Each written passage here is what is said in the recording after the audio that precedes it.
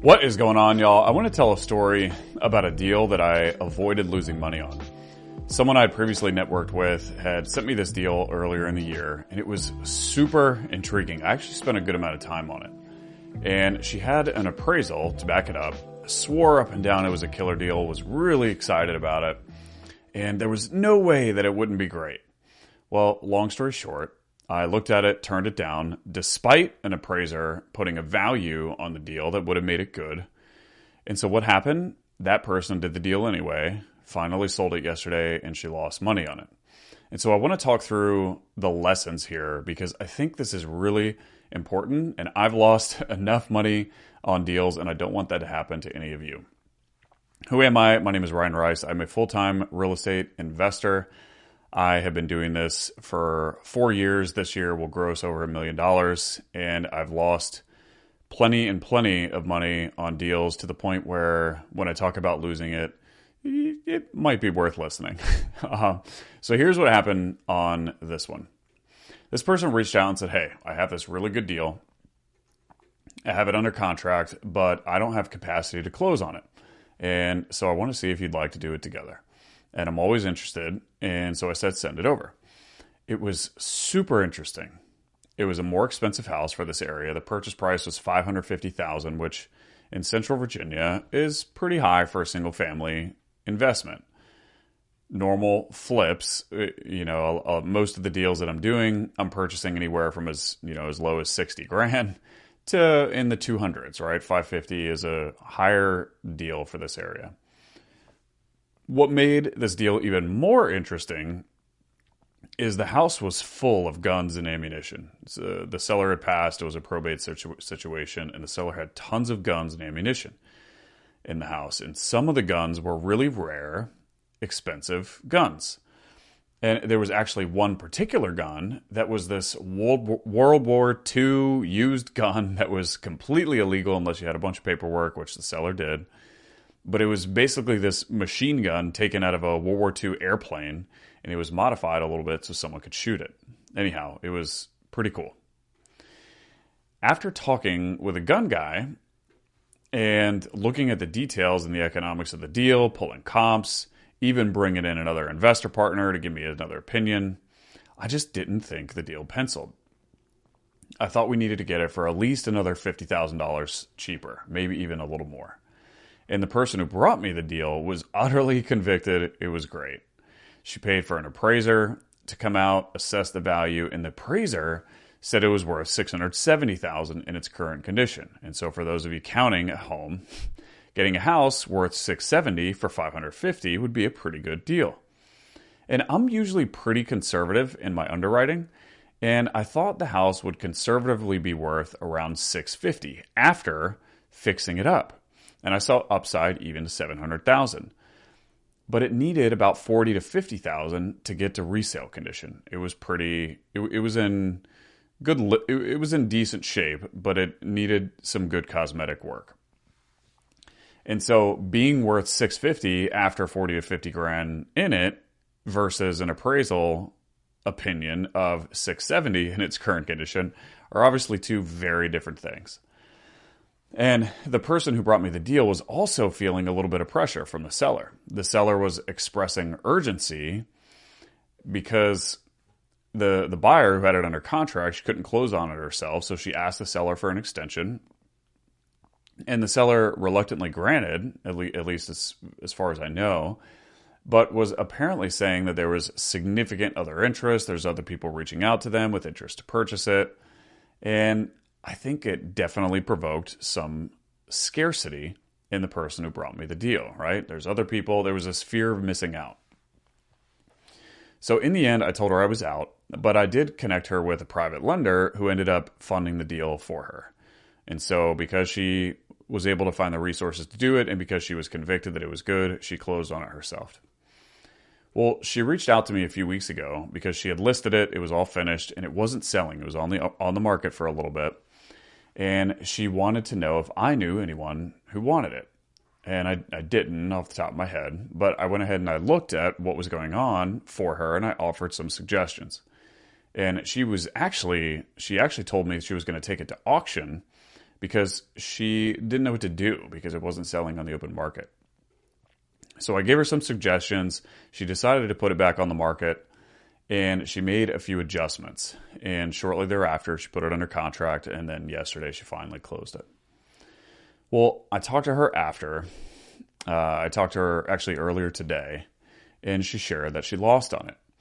And I think there are some really important lessons in that loss that I want to make sure you get those lessons so that you don't have to make the same mistakes.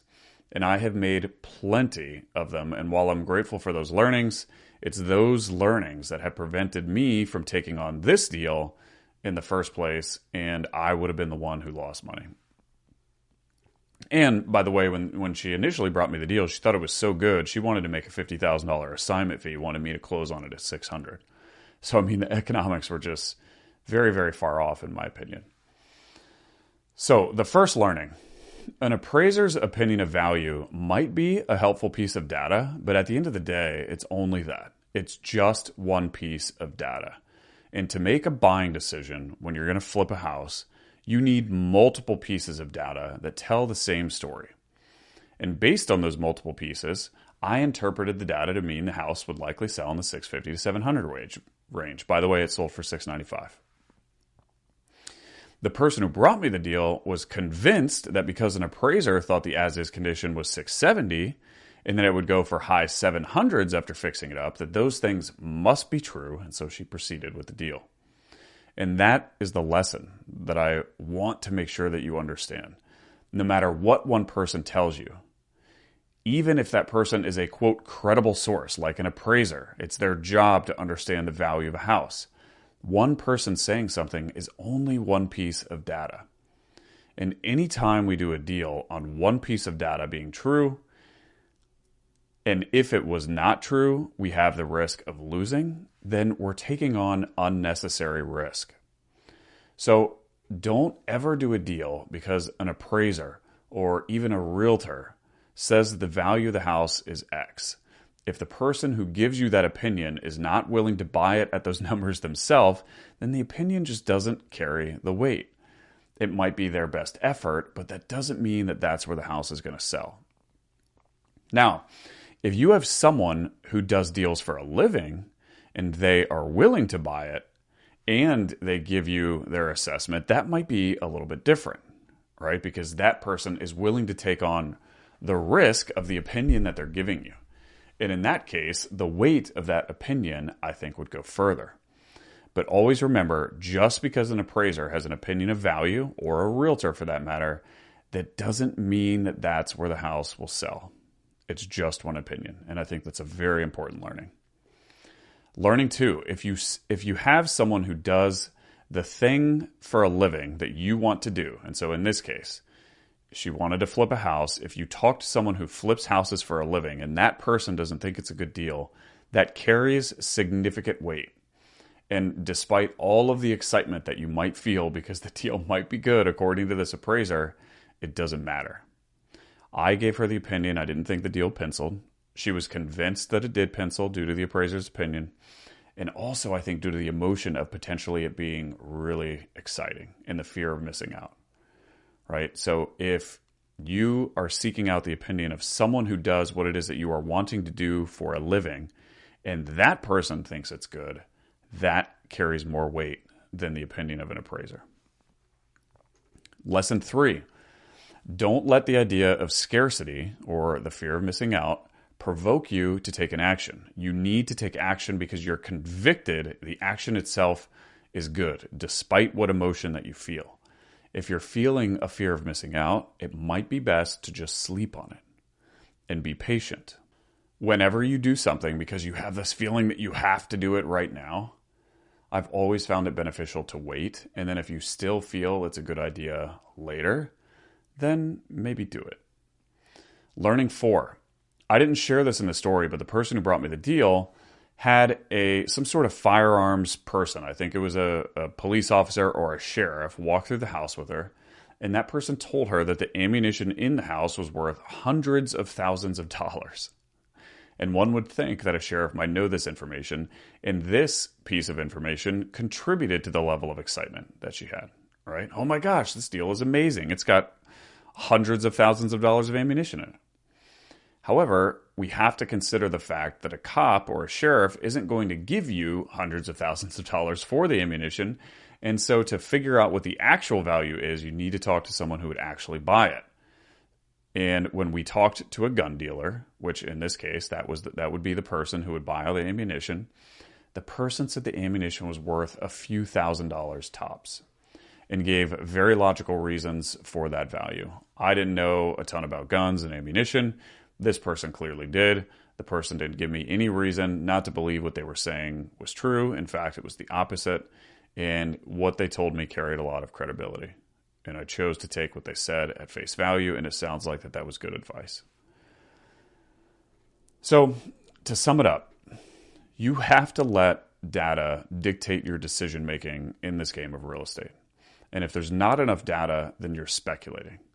One person giving you a value on something is only one piece of data, and it's so important that if you're coming up with an ARV, there are multiple pieces of data that all point to that same ARV number, or at least some sort of confident range. And you need 3+ pieces of data that tell the same story. And the less data that you have, the more conservative that you need to be with your numbers. What loses more money in this business than anything else, I'm convinced of this, is emotion and excitement.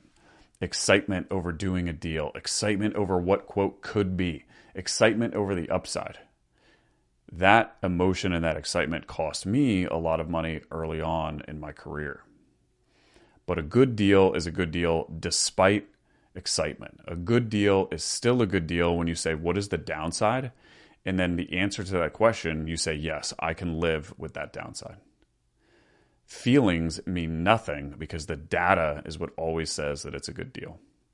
So I hope that was helpful for you guys. And if that was helpful, could you share it? Together we can go on a mission to ensure fewer and fewer people lose money on real estate deals. I've lost enough for all of you. I don't want any of you to go through those losses. And hopefully you can get those lessons without my scars. And by sharing this, we might be able to help prevent other people from losing money on real estate deals. I appreciate you guys. I love you. And I'll see you in the next one. Peace.